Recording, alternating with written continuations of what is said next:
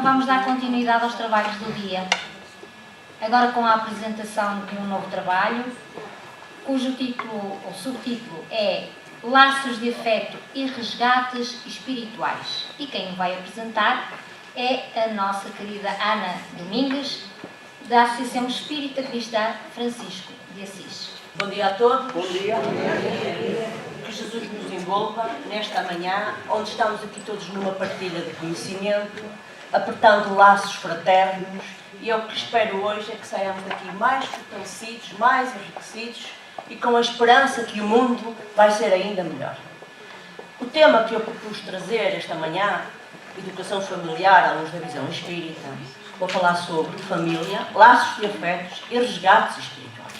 E eu vou iniciar com o livro SOS Família, de Joana Dantas e Rivaldo Franco. E ela nos diz que a família é um grupo de espíritos normalmente necessitados e desajustados, reunidos por compromissos inadiáveis de reparação, graças à contingência reencarnatória. A família, desse modo, podemos entender, é um laboratório moral para as experiências da evolução que moldam os sentimentos e trabalham as emoções. Uma pergunta para a nossa reflexão, não é para responder, é só para a nossa reflexão. O que é a família senão um cenário onde o espírito encontra os maiores desafios e as mais belas oportunidades de crescimento? Fica para todos nós, de reflexão, naqueles momentos mais aflitivos que possamos ter na educação dos jovens e da criança. E eu vou iniciar aqui com a pergunta do Livro dos Espíritos. Qual o objetivo da encarnação dos espíritos? Sabemos que somos espíritos milenares que reencarnamos muitas vezes para processo evolutivo. A resposta dos espíritos nos diz: Deus lhe impõe a encarnação com o fim de fazê-los chegar à perfeição. Para uns é expiação, para outros missão. Mas para alcançarem essa perfeição, têm que sofrer todas as vicissitudes da existência corporal. Ainda mais nos diz a resposta do Livro dos Espíritos. Nisso é que está a expiação. Visa outro fim, a encarnação. O de pôr o espírito, aquele ser que nasce, não é? Em condição de suportar a parte que lhe toca na obra da criação. Não nos podemos esquecer que, nós sendo a mão de obra de Deus, nós estamos cá para evoluir e trabalhar, para que o mundo se torne um mundo melhor. Vamos ver o que é expiação, para que todos consigamos compreender. Expiação refere-se às consequências de atos cometidos em vidas anteriores, que reencarnamos para resgatar aquilo que a Catarina falou, que não ficou bem assente e que nós falhamos por falta do nosso conhecimento, e temos que trabalhar essa parte com aqueles que fazem parte da nossa família, o núcleo familiar. O espírito passa por situações difíceis nesta expiação como forma de reparação e aprendizagem. Isto é familiar para todos nós. É uma espécie de colheita daquilo que semeou. Mas sempre, e vamos entender desta forma, sempre com fins educativos, nunca com fins punitivos. Por mais difícil que seja, é sempre para nós crescermos, porque Deus não pune ninguém. Nós somos filhos dele, e como nós queremos o melhor para os nossos filhos, Deus quer o melhor para nós. A prova é um desafio escolhido pelo próprio Espírito, antes de reencarnar. Serve para testar a sua força moral e a capacidade de superação. Ao vencer essas provas, o Espírito avança no seu processo evolutivo. E depois temos a missão, que ocorre quando o Espírito reencarna com um propósito mais elevado, geralmente para ajudar os outros ou contribuir para o progresso da humanidade. Espíritos missionários, muitas das vezes, ajudam a humanidade, ou na maioria das vezes, ajudam a humanidade nesse crescimento. Mas nós, será que nós temos uma missão? Claro que sim, todos nós temos uma missão, grande ou pequena. A missão é aproximar-nos do Pai, é irmos ao encontro de Deus, e para isso não nos podemos esquecer de Jesus, da moralidade de Jesus. No Livro dos Espíritos, na pergunta 166, nos pergunta: a alma que não atingiu a perfeição, e ele fala claramente nisto, durante a vida corpórea, como acaba de depurar-se, submetendo-se à prova de uma nova existência. Então, se nós somos submetidos à prova de uma nova existência, se reencarnarmos para avançar, é lógico que vamos embarrar muitas das vezes com os nossos defeitos, quando vamos tendo maturidade para tal. Vamos ver aqui o que nos diz o nosso irmão no livro Adolescência e Vida, de Divaldo Pereira Franco e Jonas Anjos. Eu tenho as notas neste cantinho, quem quiser seguir as notas está à vontade. Nem sempre, contudo, a família é composta por espíritos afins, afetivos, compreensivos e fraternos. Na maioria das vezes, é formada com o propósito de ajudar os que se encontram em desvios a recuperarem-se de erros morais e a repararem nos danos causados noutras existências reencarnatórias em que fracassaram. Nem sempre os laços familiares são de afinidade espiritual. É bom que nós compreendamos isso. Muitas vezes são formados por espíritos que têm histórico de conflitos, desentendimentos ou dívidas morais entre si.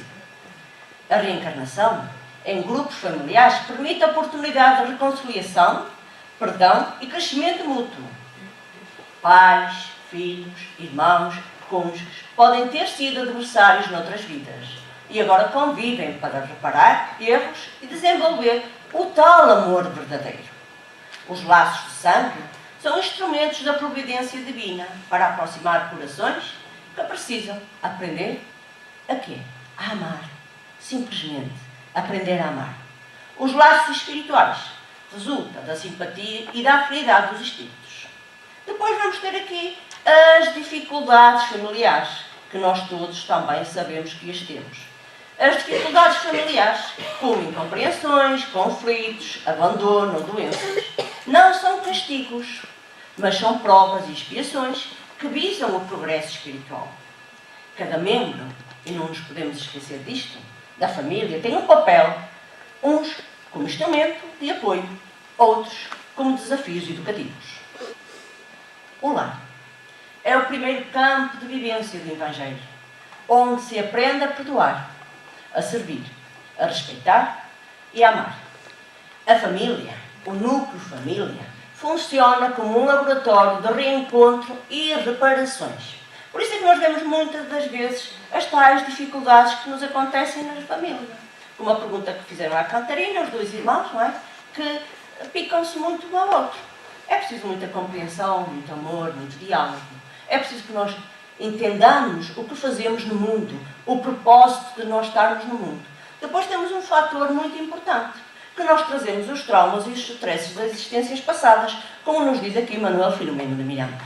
Os traumas, os stresses, os desconcertos psíquicos e as manifestações genéticas estão impressos nesse corpo intermediário que é o modelo organizador biológico perispírito. Sobre a ação do espírito em processo de evolução e irão expressar-se no campo objetivo como necessidades de moral de reparação de crimes e erros antes praticados. Para que todos nós consigamos entender de alguma maneira, o perispírito é o corpo semimaterial, que serve de intermediário entre o espírito e o corpo físico. Ele resiste às experiências vividas. Ao reencarnar, o espírito molda o corpo físico segundo as suas impressões gravadas no perispírito. E eu agora vou falar um pouquinho sobre uma investigação liderada pela uma psicóloga, Maria de Jesus Candeias. Esta investigação foi publicada no dia 3 de julho de 2025, não foi há muito tempo, que ela analisou 900 jovens da área metropolitana de Lisboa, com idade média de 15 anos. O estudo identificou fatores familiares e psicológicos, como ideação suicida, sintomas de perturbação e impulsividade, como principais riscos associados ao sofrimento emocional na adolescência. É bom que nós tenhamos isto em atenção. Cerca de 30% dos adolescentes inquiridos falaram e disseram que já se autolesionaram. 7%. O que é que estes 7% fizeram? Tentaram pôr fim à vida, pelo menos uma vez. Apenas 13% procuraram ajuda.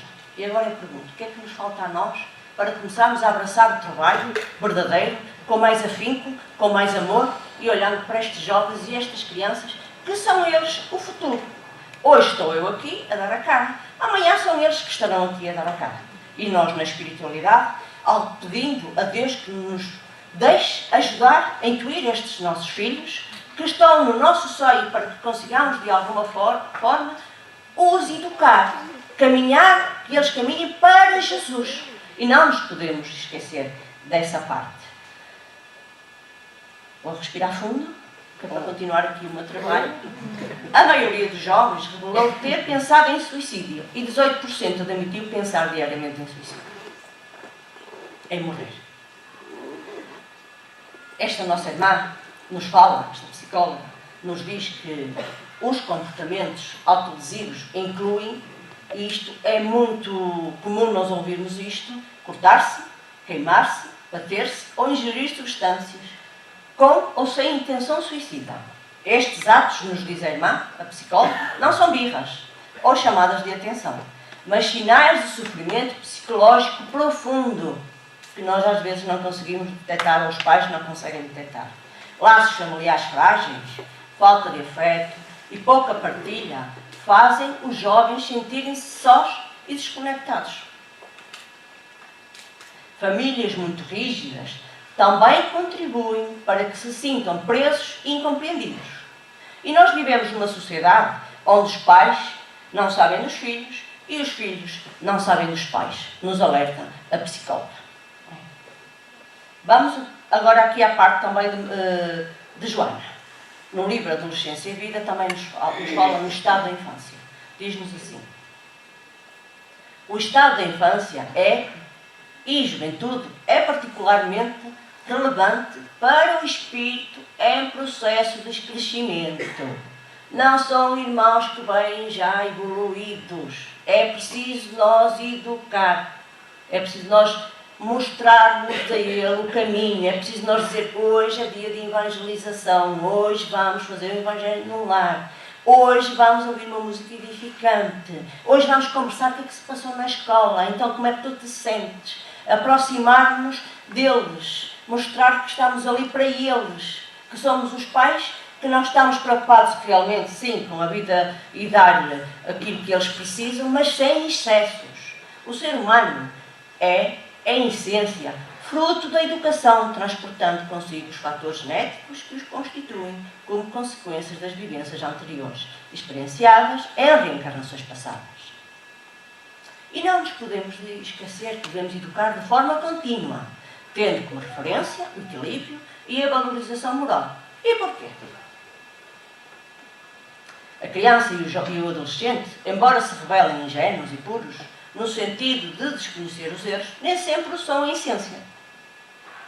E todos nós que estamos cá, que estudamos a doutrina espírita, sabemos disso. O espírito que neles habita é um viajante de longas jornadas, acumulando experiências ao longo de sucessivas existências. É fundamental incutir hábitos saudáveis desde os primeiros dias da vida física, pois a missão de educação inicia-se no momento da existência onde ele já está no útero da sua mãe, ou mesmo antes. Quando estamos a pensar em engravidar, podemos conversar com aquele ser que vai nascer na nossa família. E não apenas quando o ser está preparado para a instrução formal, que é o que acontece muitas das vezes.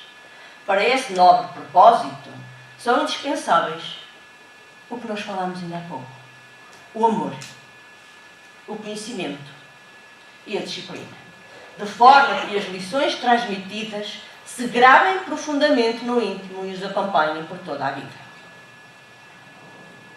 Educação emocional é essencial na formação do espírito. É ensinar crianças e jovens a reconhecer, a gerir os sentimentos, ajudar a prevenir o sofrimento silencioso, como autolesões e pensamentos suicidas. Devemos de o fazer. Laços familiares fortes, no sentido de existir uma conexão e ligação a Deus, que somos fortes ali, temos um diálogo, temos afeto e criam um ambiente seguro para o desenvolvimento moral e espiritual. Pais presentes e compreensivos são instrumentos valiosos na evolução dos filhos. Vamos aqui à parte da tecnologia. À medida que a ciência e a tecnologia ampliam os horizontes do conhecimento humano, proporcionando comodidade e realizações edificantes que favorecem o desenvolvimento da vida, surgem também audaciosos conceitos comportamentais que pretendem dar novo sentido à existência. Contudo, muitos desses conceitos derrapam em abusos intoleráveis, conspirando contra o progresso moral e ético da sociedade. E é neste cenário os principais prejudicados são os jovens, que ainda imaturos deixam-se seduzir pelos excessos das sensações primárias, comprometendo a própria existência terrena. Esses abusos podem comprometer o progresso ético e moral da sociedade. Em vez de promover o bem-estar comum, certos usos da tecnologia afastam os jovens dos valores essenciais, como respeito, solidariedade, espiritualidade e responsabilidade. Torna-se essencial uma educação consciente, com orientação familiar e comunitária, que ajuda a usar a tecnologia de forma ética e construtiva. O único antídoto eficaz contra esse mal crescente que se alastra como um contágio pernicioso é a educação. Mas não uma educação qualquer. Trata-se daquela no sentido mais amplo, que vai além dos manuais escolares e integra os valores éticos da família, da sociedade e da religião. Mas não uma religião qualquer, convencional, mas sim aquela que assenta em fundamentos científicos e filosóficos de natureza existencial, sustentada pela moral vivida e ensinada por Jesus. Torna-se urgente que pais e educadores assumam o compromisso de repensar a conduta moral que deve ser transmitida às novas gerações, com o intuito de evitar a derrocada da cultura e da civilização que se encontra à beira de um dos períodos mais súmbrios da humanidade. Esta semana, uma menina de 18 anos matou-se lá na minha terra, em Espinho. Poxa, abaixo do comboio, precisa de apoio, precisa que os pais estejam de apoio, precisa de nós, sociedades, estejamos a dar o apoio, e cada um, se conseguir fazer um bocadinho melhor todos os dias, o mundo melhora. E isso é que todos nós esperamos, que o mundo seja ainda melhor. Vamos ver o que nos continua aqui a dizer Aristóteles. A educação não é de agora. Antes de Cristo já se falava nisso. 300 anos antes de Cristo, Aristóteles já afirmava que os adolescentes são impetuosos, irascíveis e tendem a se deixar levar por impulsos, demonstrando uma certa irritabilidade no comportamento juvenil. Isto é familiar a todos nós, certo? Conhecemos assim alguns meninos assim, e meninas. Aristóteles. Ele é mencionado como um marco histórico, representando o início de uma tradição filosófica que valoriza a formação do caráter e da razão. Platão, também, por seu lado, é citado como uma advertência sábia. Ele diz: não se despeje fogo sobre fogo, referindo-se à importância de evitar o consumo de álcool pelos jovens antes dos 18 anos, devido à sua excitabilidade natural. Ou seja, não se deve intensificar impulsos já instáveis com substâncias que os agravem. E depois vamos ter aqui os meios de comunicação, que também exercem uma influência marcante, crescente, sobre os adolescentes. Durante o período lúdico, aquela fase da brincadeira e imaginação, estes nossos crianças e estes nossos jovens são expostos a mitos eletrónicos, personagens agressivas, cruéis, que recorrem à violência e à astúcia como forma de resolver os conflitos. Isso pode moldar negativamente a forma como os jovens percebem o mundo, normalizando comportamentos destrutivos. Pais que impõem regras de forma desequilibradas, guiados por caprichos ou interesses mesquinhos, sem considerar o estado emocional dos filhos. Empurram o adolescente ainda desestruturados para convívio de colegas igualmente imaturos. Noutras situações, vamos encontrar progenitores irresponsáveis, delegando a educação a terceiros, ignorando as necessidades afetivas e morais dos filhos.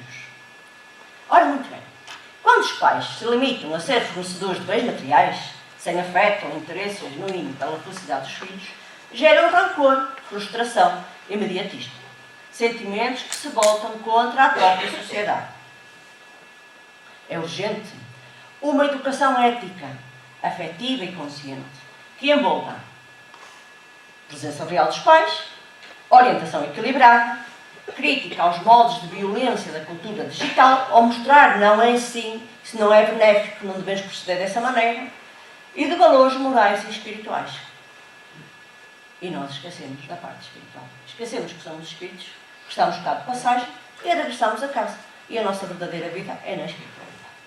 Continuando, porque já tenho pouco tempo, sentindo-se impossibilitado de se autorrealizar, o adolescente que provém de uma infância marcada pelo desprezo, refugia-se em si mesmo, rebelando-se contra a vida, que é muitas vezes a projeção inconsciente de uma família desestruturada e contra todos os que constituem uma verdadeira desdita. Daí ao desequilíbrio na desarmonia psicológica em que se encontra, vai apenas um passo. Pais que se habituaram, sob qualquer pretexto, especialmente nos diz Joana Dantas também, Valium e Librium, como forma de busca de equilíbrio ou repouso, oferecem aos filhos estímulos negativos quanto à resistência para enfrentar desafios e dificuldades de toda a ordem. Ao demonstrarem capacidade para suportar esses problemas sem o auxílio do mecanismo químico ingerido, abrem espaço na mente da prole para que, perante as diversidades, este procure refúgio nos recantos da cultura, das drogas, que continuam em boga. Preocupámos-nos muito com o Covid, preocupámos-nos muito com as pestes, com a epidemia, e esquecemos que temos uma epidemia constante, que são os vícios que estão aí por toda a parte. As drogas transformadas numa verdadeira epidemia, avassalam a sociedade e representam uma ameaça constante de violência e loucura. Depois temos também o alcoolismo, outra droga, desenfreado, disfarçado sob o rótulo de bebida social, conduz os indivíduos a estados degenerativos e a perturbações de diversa ordem. O tabaco, também destruidor e inveterado, é responsável por grandes enfermidades do aparelho respiratório, criando uma dependência difícil de controlar. E eu olho assim, porque isto é de ver ao perto, ainda bem que assim não os vejo muito, vejo as letras, só. Está bem? Só que agora foi para descomprimirmos um bocadinho. Então, há muito trabalho para se fazer. E nós devemos o fazer. Vamos continuar aqui. E a religião? Será que a religião é importante? Quanto tempo temos, Isabel? Máximo. A religião desempenha um papel importante na formação moral e cultural do adolescente, por proporcionar-lhe a visão da imortalidade, ampliando sua compreensão sobre a realidade da vida e seus objetivos essenciais. A religião tem como objetivo essencial conduzir ou reconduzir a criatura ao Criador, auxiliando a reconhecer a sua procedência divina, obscurecida pela rebeldia da própria conduta. Dirigida ao adolescente, a religião deve acompanhar os passos pelos labirintos das suas perquisições interiores, mantendo-se aberta ao diálogo sobre todas as questões que lhe inquietam ou despertam. Assim, torna-se uma auxiliar valiosa nas decisões livres que eles devem assumir, promovendo a paz interior. Um estudo da Universidade de Coimbra, que foi em 2020 pela autora Carla Maria Teixeira Oliveira, demonstrou que a religiosidade pode atuar como fator protetor contra o consumo de substâncias, especialmente entre adultos e jovens. E o amor? Este tal dito amor que nós queremos para nós, queremos doar muitas das vezes aos jovens e não sabemos como o fazer. Queremos compreender o jovem para o amar e não usamos a melhor ferramenta porque não temos esse mesmo conhecimento. Pois eu digo-vos que a doutrina espírita dá-nos esse mesmo conhecimento. Quem somos, para onde vamos e o propósito que fazemos aqui da vida. Sendo espíritos milenares que reencarnamos muitas vezes com o propósito de aprendermos a amar, umas vezes aqui no mundo terra de corpo físico, outras vezes na espiritualidade, onde auxiliamos e estudamos os nossos erros, pouco a pouco, todos, e até vou-vos dizer uma coisa que se calhar ninguém sabe. Chegaremos lá. Mais dia ou menos dia, chegaremos lá. Diz-nos assim, Divaldo, o amor é em todas as fases da existência o alimento essencial da vida. É graças ao amor, seja ele presença constante, ou ausência marcante, vivida na infância e na juventude, que os futuros cidadãos aprenderão a enfrentar os desafios da existência, tornando-se construtores do bem ou agentes da desordem. O caráter, afinal, é moldado pela afetividade que amadurece ao longo do tempo, orientando o discernimento intelectual na escolha do que é justo e virtuoso e afastando o que é nocivo ou equivocado. Jesus nos diz: um novo mandamento vos dou. Amei-vos uns aos outros, assim como eu vos amei. Jesus ensinou que o verdadeiro amor é aquele que se doa, que perdoa, que acolhe, que exige, não exige nada em troca. É o amor do bom samaritano, que ajuda o desconhecido. O amor do pai que recebe o filho pródigo com festa. O amor que cura. O amor que consola, que se sacrifica pela paz do outro. Esse amor puro não julga, não exclui, não se vangloria. Ele é silencioso, firme e transformador. É o amor que vê o divino em cada ser humano, mesmo nos momentos de queda. Foi esse amor que levou Jesus a lavar os pés aos discípulos, a tocar os marginalizados. E quando ele estava na cruz, a compaixão dele é tão por ser o nosso irmão maior, que ele nem sequer se magoou, porque sabia que nós ainda éramos como crianças muito pequeninas. Amar como Jesus amou é o maior desafio. E este desafio é a maior libertação para todos nós. Acho que terminei dentro do meu tempo.